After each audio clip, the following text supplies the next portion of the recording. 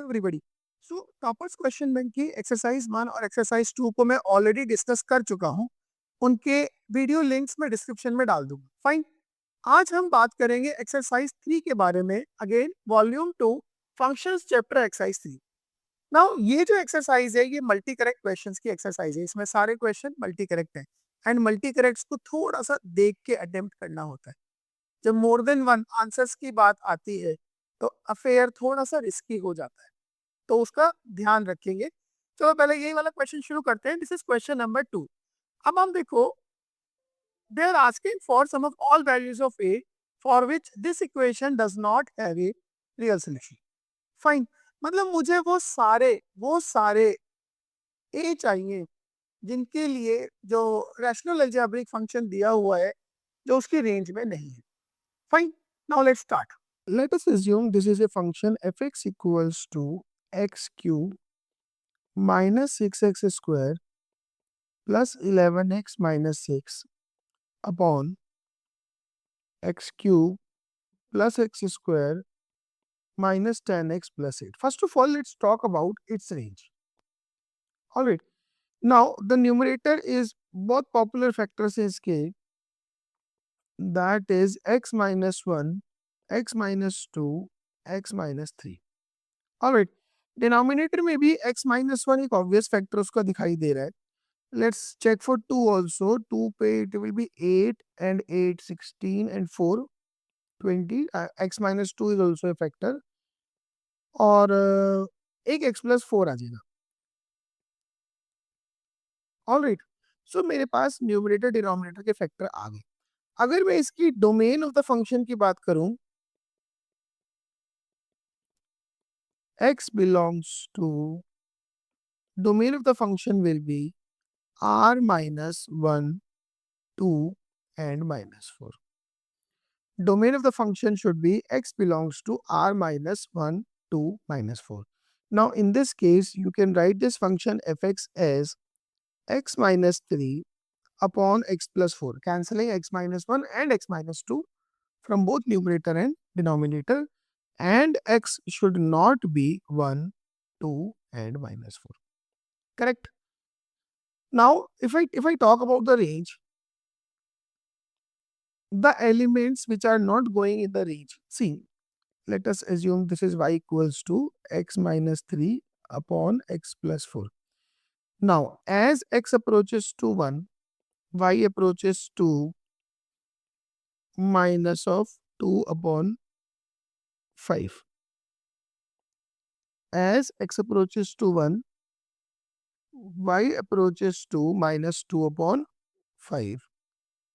Then, as x approaches to 2, y approaches to minus 1 by 6. And from there, if you cross multiply,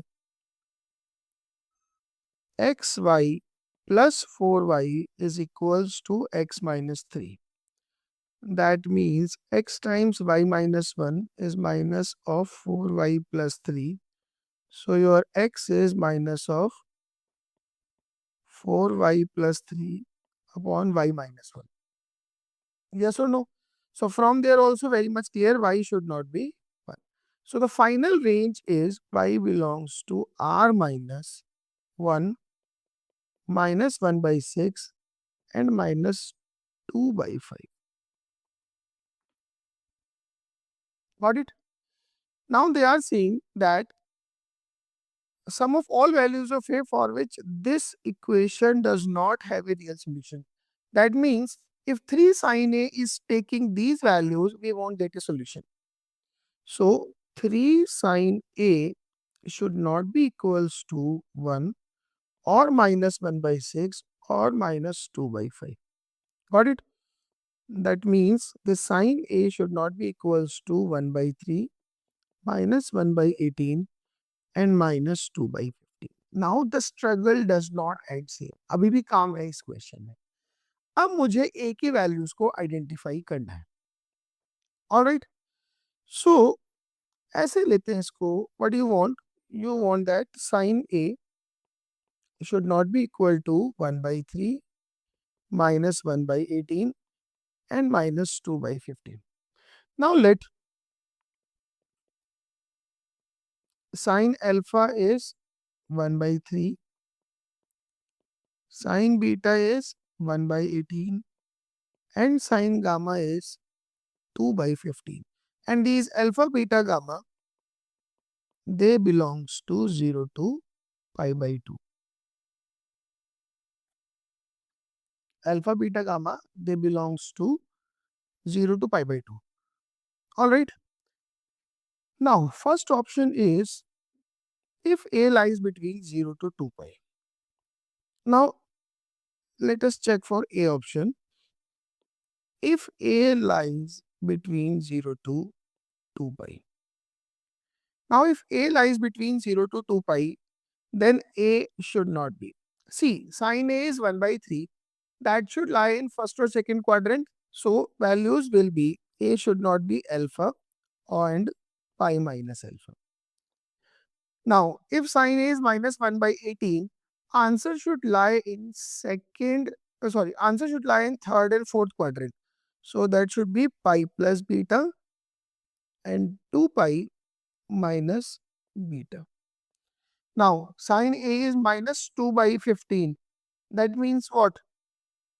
Values of A should not be pi plus gamma and minus pi plus gamma and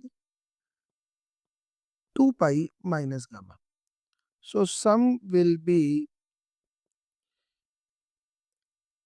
3 pi, 3 pi, 6 pi and pi, 7 pi. So, this is your one correct answer. Got it? Now, B option if A lies between 0 to 3 pi. Now, according to B option, if A lies between 0 to 3 pi. Now, A should not be. Now, in the first or second quadrant, third, fourth, initial values will be same 0 to 2 pi wali, alpha, pi minus alpha. Now, there will also be two more values value comes again in 2 pi to 3 pi. That is 2 pi plus alpha and 3 pi minus alpha. Remaining values उनका वैसे भी first और second quadrant में solution नहीं था, तो पाई 2 पाई से 3 पाई में भी नहीं आएगा. That will directly be pi plus beta, 2 pi minus beta, pi plus gamma, 2 pi minus gamma. So in that case, sum will be what? 3 pi, 3 and 3 6 pi, 9 pi, and this is 12 pi. So this is also your correct answer. Got it? Now, if A lies between minus pi to 2 pi and if A lies between minus 2 pi to 5 plus 2 pi to 5 pi, now I gave you complete idea. You can simply do it. Got it? थोड़ा बहुत हमें इस case में बस quadrant का idea लेना है. इस क्वाड्रेंट में साइन पॉजिटिव, इधर नेगेटिव. आपको बस इसका आइडिया लेना है. साइन ए की वैल्यू जब माइनस ऑफ 1 by 18 है, that solution will come only in third and fourth quadrant. जब साइन ए माइनस 2 by 15 है, that solution will also come in third and fourth quadrant only. ठीक है, तो हमें बस इस तरह का आइडिया लेना है. तो मुश्किल क्वेश्चन नहीं है, बस मुझे क्यूबिक अपॉन क्यूबिक के केस में फैक्टराइजेशन मैंडेटरी है. How do we factorise it and how quickly do we factorise it. उसके बाद में लीनियर अपॉन लीनियर में रेंज निकालना आना चाहिए. This is the foremost requirement. Well, I think question number 1 में कुछ बात थी, कुछ हमने सीखा, कुछ हमने समझा. Now there comes question number 2. Let gx equals to x to the power 4. एक 4 डिग्री पॉलिनोमियल दिया हुआ है. अब इसके ग्राफ को कंप्रेस किया है, reflection through the x axis and so many things have done so that they made a function fx. बहुत ध्यान से सुनना, बहुत बढ़िया क्वेश्चन है और इसमें मैं बहुत सारी चीजें तुम्हें बता पाऊंगा. फाइन, चलो शुरू करते हैं. कि ये जो अपना fx है, this is minus of gx upon 2. Got it? अब मुझे पहले gx के बारे में सोचना है. So gx is what? gx is x to the power 4 minus 4x cube plus 10. अगर इसको डिफरेंशिएट करते हैं, it comes out to be 4x cube minus 12x square. If I do it 0, you get 4x square into x minus 3 equals to 0. तो derivative के दो root आ रहे हैं, एक 0 और एक 3 पे. अच्छा, इतना इसमें पता चल रहा है कि 3 पे इसका पॉइंट ऑफ मिनिमा आएगा. Because if you go for the second derivative, g double dash x, see, that much of idea about the derivative I know you already have. So that is 12x square minus 24x. Got it? So g double dash 3 is going to be positive. So x equals to 3 is point of minima. Got it? So the graph is going to be something like this. On 3, you are getting value as 3 comma, at 3 value is minus 17. See, at 4 function is going to be positive. Means जो दूसरा root है वो 3 और 4 के बीच में कहीं पे है.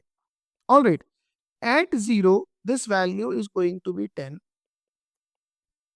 and at 1, say this is 2. At 1 this is going to be 7 and at 2 it is going to be 26 negative. Means जो इसका दूसरा रूट है that is somewhere lying between 1 to 2. Got it?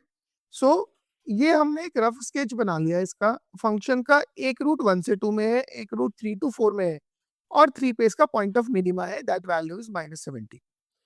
अब अगर मैं यहां से fx के ग्राफ को बनाना शुरू करूं, पूरे ग्राफ को रोटेट करना है एक्स एक्सिस के अबाउट और उसके बाद में हमने 3 पे जो उसकी वैल्यू है वो वैल्यू हो जाएगी 17/2. 0 पे वैल्यू जो है उसकी वो हो जाएगी 5 -5. So it is 1, 2, 3, 4. So at 3 value is going to be 3 comma 17/2 and then this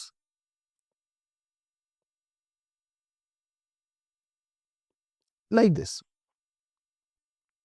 Got it? Let us assume this root is alpha and this root is beta. Got it? अब यहां से हमारा काम शुरू होता है. फर्स्ट ऑप्शन है इसमें number of real solutions of the equation f of fx equals to 0 is 8. f of fx equals to 0. इसकी नंबर ऑफ रियल सॉल्यूशन की बात करनी है. एक काम करते हैं, लेट अस अज्यूम ये कुछ t है. सो अगर f of t 0 होता है, from that you are going to get two values of t, से t1 and t2. Am I correct? Now t1 जो कि खुद अल्फा ही है, that will belong to 1 to 2 और t2 जो खुद बीटा रूट वाला आएगा, that will belong to 3 to 4. Am I correct? So that means अगर मैं f of t equals to f of t equal to 0 पे सोचूं तो उससे मेरे पास दो रूट्स आ रहे हैं. करेक्ट है? नाउ f of fx, एक तो ये वैल्यू आएगी alpha and f of fx will be beta. Got it? So f of fx will be alpha and f of fx will be beta. अब again अगर मैं इसको t मानता हूं, चलो let's not assume it t, let's assume it some u. So from there मुझे फिर से चूंकि this alpha belongs to 1 to 2, I am going to get two values. Got it? Because maxima function का 17/2 है. So for that fx equals to u के दो solution मिलेंगे and from there fx equals to, let us assume it as v, भी इसके भी दो solution मिलेंगे. Am I clear? Now this solution is P1, P2, say this is P3, this is P4. So all ये PIs जो है, they are less than 17/2. This is not 17/12, this is 17/2.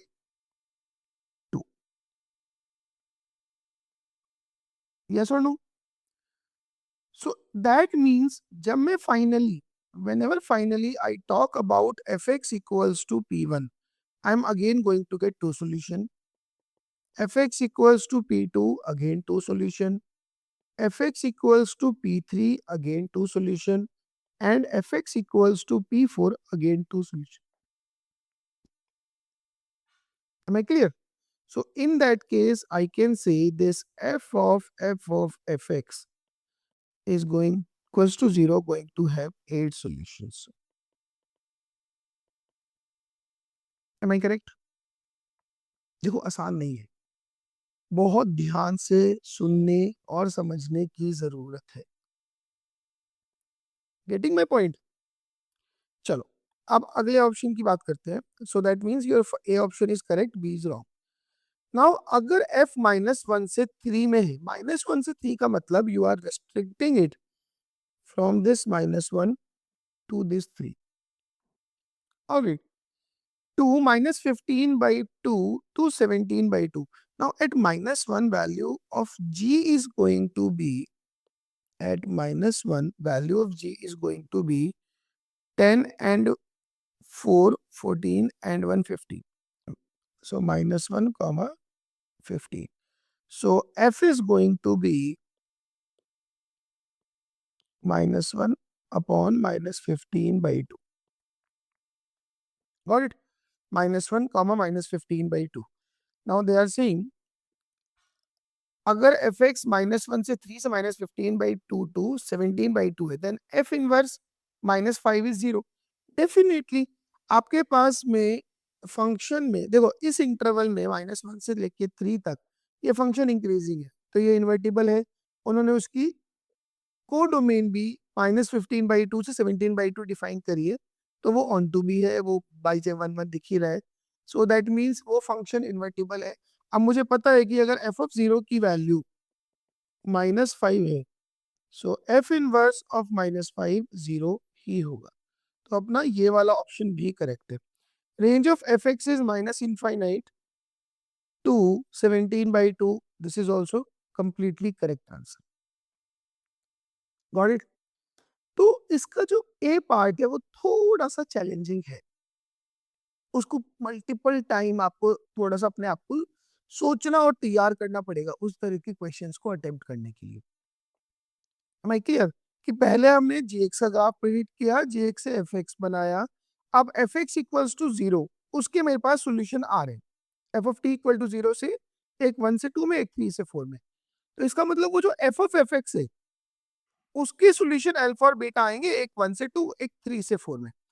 उससे मैंने fx इक्वल्स टू u सोचा, उसके 4 solution आएंगे p1 p2 p3 p4, और वो चारों के चारों सॉल्यूशन 0 से लेके 17/2 से कम होंगे. Got it? Well, I think question number 2 fascinating था.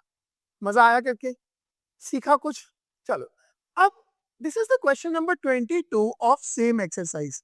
इस फंक्शन के रेंज की बात वो कर रहे हैं. Under root of sine of ln x square plus e upon x square plus 1 plus under root of cos of this. अब सोचो इस तरह के फंक्शंस के रेंज हम कैसे स्टेप बाय स्टेप निकालेंगे. पहले हम x square plus e upon x square plus 1 की रेंज निकालेंगे, उसका लॉग लेंगे. Now those values are supplied to the function root sine x plus root cos x. बहुत मजा आने वाला है, आओ सुनते हैं. So let p equals to x square plus e upon x square plus 1. You do write x square in terms of p. So it is px square plus p is x square plus e. So x square के साथ में आया p minus 1 is e minus p. So your x square is what? E minus p upon p minus 1. Got it? So this e minus p upon p minus 1, it should be more than 0 or even equal to 0. That means this p minus e upon p minus 1 should be less than equal to 0. So from there, the range you got, p should lie between 1 to e inclusive. तो जो p की value है वो 1 से लेके e में होनी चाहिए. Now they are taking log of it. So ln p should be less than or equal to 1 and it should be more than 0. तो ये 0 to 1 में होना चाहिए. अब हमारा जो फंक्शन है उसमें मैं मानूं एक फंक्शन मेरे पास gx है, that is under root of sin x plus under root of cos x. और इसमें जो इनपुट मुझे देना है वो ln p है. That means your x should belong to 0 to 1. अब अगर x इस इंटरवल में है तो आपने root sine x plus root cos x की रेंज का आइडिया लेना है और वही आपका आंसर. M I clear?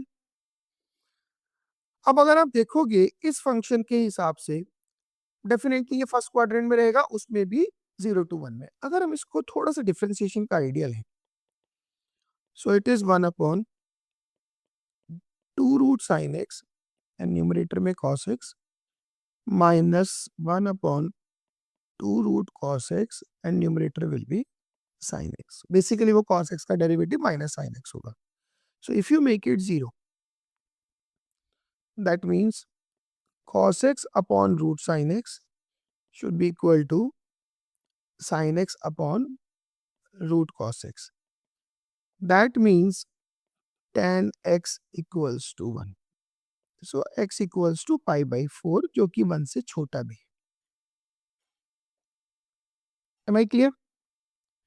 अब पाई बाई 4 पे कुछ तो है, मैक्सिमा है, मिनिमा है, मैं अभी उस चीज में पढ़ना ही नहीं चाहता हूँ. हम सेकेंड डेरिवेटिव से जज कर सकते हैं, हम फर्स्ट डेरिवेटिव से भी कर सकते हैं, बट मैं कहता हूँ हमने नहीं पढ़ना. अगर मैं वैल्यूज के बारे में पूछूं, g0 कितना है? g0 is going to be 1, but वो डोमेन का पार्ट नहीं है, ध्यान रखना. g1 is going to be what? Under root of sine 1 plus under root of cos 1. And if you talk about g pi by 4, that is under root of 1 by root 2 plus under root of 1 by root 2. That is 2 upon 2 to the power 1 by 4. That is 2 to the power 3 by 4. अब अगर ये value 2 to the power 3 by 4, this value is more than 1. Yes or no? अगर ये value 1 से greater है तो इसका मतलब ये पॉइंट ऑफ मैक्सिमा ही रहा होगा. So in that case your answer for the range should B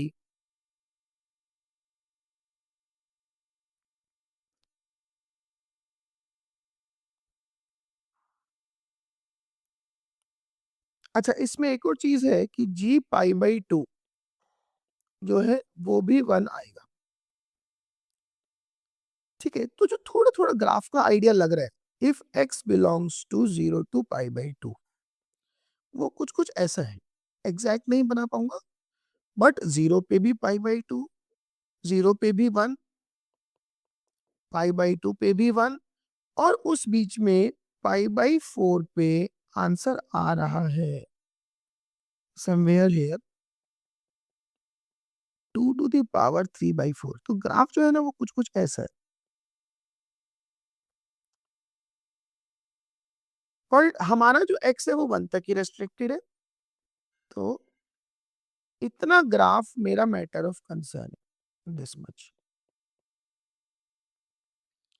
तो उसमें हमें पूरा पूरा रेंज का आइडिया लग रहा है that gx will belong to excluding 1 to 2 to the power 3 upon 4. ये इसकी रेंज है. अब क्वेश्चन में वही कह रहा है कि रेंज जो है वो a to b है. That means your a is 1 and your b is 2 to the power 3 by 4. Very clearly you can see a option correct है. ठीक है, और बाकी b is an irrational number, certainly it is. b is a rational number, no. अब a की value 1 है, और so a upon root sine 1 plus root cos 1 1 नहीं होगा. So the answer is going to be a and b. बहुत बढ़िया question है, but step by step सोच के समझ के चलने की जरूरत. Got it? कई बार बड़े क्वेश्चन, लेंथी क्वेश्चन जो देखने में लगता है बहुत मुश्किल है, बट वो करने में इतने मुश्किल नहीं होते हैं। ये तो बताऊं तो थॉट अच्छा है और थॉट सिंपल है, बट आना चाहिए। Question number 22 was awesome question. अब क्वेश्चन नंबर 23 की बारी है। Which of the following is true? इस तरह के सवालों में ना बहुत मेहनत लगती है। अलग अलग क्वेश्चंस को, अलग अलग ऑप्शंस को चेक करो, कौन सा ट्रू कौन सा फॉल्स, बट करना है भाई, और कोई ऑल्टरनेटिव नहीं है। तो जैसे इसकी रेंज निकालनी है, इसकी डोमेन निकालनी है, a to the power x plus a to the power f x equals to a, इस फंक्शन की डोमेन और रेंज की बात करनी है। और एक और फंक्शन है signum sine x, signum cos x. So एक एक करके पूरी बात करेंगे, ध्यान से सुनना। चलिए, तो जैसे फर्स्ट ऑप्शन है इसमें एफ एक्स इक्वल्स टू, इसको ना मैं ऐसे लिख लेता हूँ, it is x plus one by x whole cube का होल स्क्वायर माइनस, और अगर यहाँ से माइनस कॉमन ले लूंगा it will become x cube plus one by x cube whole square. Denominator is x plus one by x whole cube plus x cube plus one by x cube. If you see, numerator में ना हम a square minus b square लगाते हैं।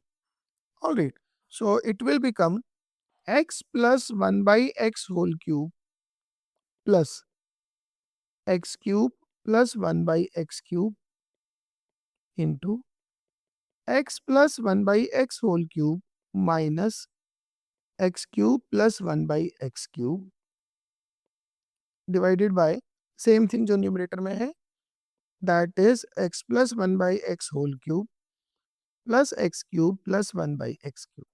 Alright, अगर आप देखोगे ये पूरा टर्म इससे कैंसिल हो गया। सो अगर मैं फर्स्ट वाले को भी एक्सपेंड कर दूं, so it is x cube plus one by x cube plus thrice of x plus one by x minus x cube minus one upon x cube. So it remains as thrice of x plus one by x, ये आता है। Got it?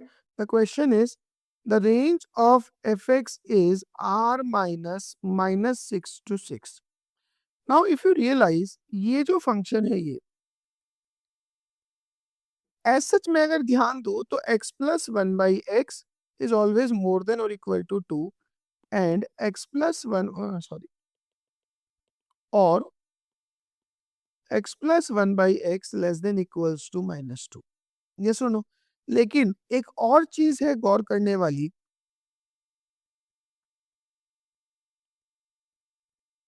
बस ठीक है, और as such कुछ खास नहीं है गौर करने के लिए, बस ठीक है।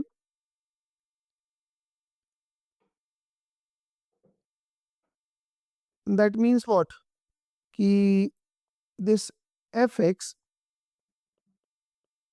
Belongs to minus infinite to minus six union six to infinite, because it is thrice of x plus one by x. और जो ऑप्शन में दिया हुआ है that is R minus minus six to six, that is also fine. Am I clear? तो in that case जो अपने पास ए जो ऑप्शन है वो एक करेक्ट आंसर है। ठीक है, अब लॉग वाले फंक्शन की डोमेन की अगर बात करूं,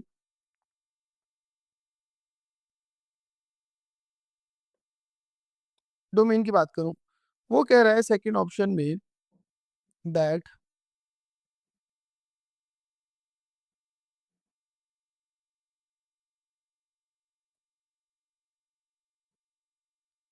वेल, अब मैं सेकंड ऑप्शन पे आता हूं। Domain of f x equals to log f x equals to log base में है greatest integer x minus one, and here it is mod x upon x. पहली बात तो हमें सबको पता है, we all know that this mod x upon x is, अगर x जीरो से बड़ा है then it is one, if x is less than zero then it is minus one. So minus one तो नहीं चलेगा इसमें, दैट मीन्स इसके respective अगर मैं देखूंगा तो x has to be more than zero.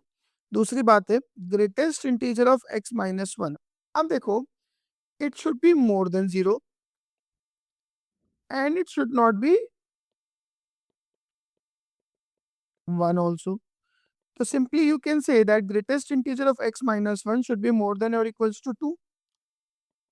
That means x minus 1 more than equals to 2. That means x should be more than or equal to 3. Yes or no? तो और domain वो भी question option में भी वही कह रहे हैं. So domain is x belongs to 3 to infinite. Correct है. अब इसके सी ऑप्शन पे आते हैं. a to the power x plus a to the power fx equals to a to the power x plus a to the power fx is equals to a. Now यहां से अगर हम ध्यान देंगे ना, fx I am going to get as log a minus a to the power x base a. fx is log a minus a to the power x base a. For the domain, what do you want? A minus a to the power x should be more than 0. That means a to the power x should be less than a. That means x should be less than 1. So your domain is minus infinite to 1. So domain is what? Minus infinite to 1. अब अगर मैं सोचूं ये function, अगर ये इसको ये लिखते हैं कि a to the power x plus a to the power y equals to a, अगर x को y से इंटरचेंज कर दो इसको कोई फर्क नहीं पड़ता. That means it is symmetric about the line y equals to x. So जो इंप्रेशन इसका x एक्सिस पे है सेम y एक्सिस पे है. So range also can be given as minus infinite to 1. Got it. Now जो D option है that is signum of sine x, signum cos x, signum tan x, signum of cot x. Already domain से n pi by two हटा दिया है क्योंकि N पाई पे जो है कॉट डिफाइन नहीं होता और 2n plus 1 pi by to पे tan डिफाइन नहीं होता. So your F x is signum of sin x, signum of cos x, signum of tan x and signum of cot x. All right. अब quadrant wise देख लेते हैं. If you are in first quadrant, everything is going to be positive, value is going to be 4. In the second quadrant, it is sin positive but cos, tan, cot all negative. So your fx is going to be minus 2. In the third quadrant, sin and cos negative, tan or cot positive, fx is going to be 0. And in the fourth quadrant, only cos is positive, sin, tan, cot negative. So your fx is going to be minus 2. So in that case, range of the function is going to be minus 2, 0 and 4. That is why this is not the correct answer. This is not the correct answer, just all three are correct. All right. अच्छा question है, multi conceptual है, एक में ही काफी कुछ coverage हो गई है. फाइन, चलो अभी आगे बढ़ते हैं. नंबर 23 अच्छा सवाल था. आई गेस आप लोगों ने बड़ा कुछ सीखा होगा. Now let's come to question number 25. एक फंक्शन एफ एक्स दिया हुआ है एंड वो पीरियोडिक है because f of x plus t equals to f x. Then अब टी रैशनल है, टी इरेशनल है, उसके रेस्पेक्टिव हमें ए की वैल्यू का जजमेंट देना है. ऑलराइट, क्वेश्चन को बहुत ध्यान से पढ़ो और उसके बाद इसको पहले प्रोसीड करो अपने आप से. सोचो, क्योंकि रैशनल पीरियड कहां से आ सकता है? रैशनल पीरियड आ सकता है इसकी वजह से, और इरेशनल पीरियड कहां से आ सकता है? वो आएगा इसकी वजह से. तो इस चीज पे इस सवाल को आपने सोचना शुरू करना है. Now start and will start discussing. FX अपने को दिया हुआ है that is ln of a square minus 3a minus 3 mod sin x plus greatest integer of a square upon 9 cos pi x. देखो, अगर मैं ध्यान दूं तो इसके रेस्पेक्टिव मॉड साइन एक्स के रेस्पेक्टिव जो पीरियड जाने वाला है वो पाई जाएगा, और cos पाई एक्स के रेस्पेक्टिव जो पीरियड जाने वाला है वो 2 जाएगा. करेक्ट है. सो मॉड साइन एक्स के respective pi and cos pi x के रेस्पेक्टिव 2. अगर ये दोनों के दोनों फंक्शन रिटेन करते हैं तो हम इसको पीरियोडिक नहीं कर पाएंगे, क्योंकि 2 और पाई का कोई एलसीएम है नहीं। अब जैसे ए और सी ऑप्शन की एक साथ बात करूं, ए या सी की, वो कह रहा है कि टी रैशनल है, t belongs to some rational number. अगर टी रैशनल है, मतलब पीरियोडिक जो फंक्शन है वो रैशनल है, इसका मतलब ये जो वैल्यू है, ये वैल्यू 0 होगी। That means ln of a square minus 3a minus 3, this should be 0. That means a square minus 3a minus 3, it should be 1. So that means a square minus 3a minus 4 equals to 0. So factors are a minus 4, a plus 1 equals to 0. So a comes out to be minus 1 comma 4. अब जो एक छोटा सा सोचने का मुद्दा है, अगर a की वैल्यू 4 हो जाती है तो at a equals to 4 your function becomes greatest integer of 4 16 upon 9 cos pi x, that is simply cos pi x. Am I correct? तो ये चलेगा। अगर a की वैल्यू -1 हो जाती है then fx is going to be -1 पे fx is going to be -1/9 plus 1/9 into cos pi x, that is going to be 0. Am I correct? अब ये तो सॉर्टेड है, यहाँ पे 2 पीरियड आ जाएगा, रैशनल है। इस केस में हम क्या बोलते हैं, it is periodic function but no fundamental period define. But इस केस में भी कोई तो ऐसी टी है ना जिसपे ये फंक्शन बार बार रिपीट हो रहा है, such that f of x plus t equal to f x. तो कुछ ऐसे रैशनल टी तो होंगे। अगर एफ एक्स 0 है, कैन यू से कि F of x plus 2 is F x? Yes. तो उस केस में आप इस ऑप्शन को करेक्ट बोलेंगे। अब मैं बात करूंगा बी और डी की।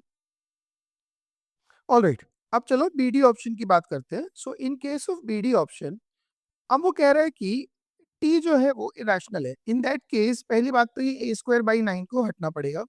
सो a square by 9 greatest integer, it should be 0.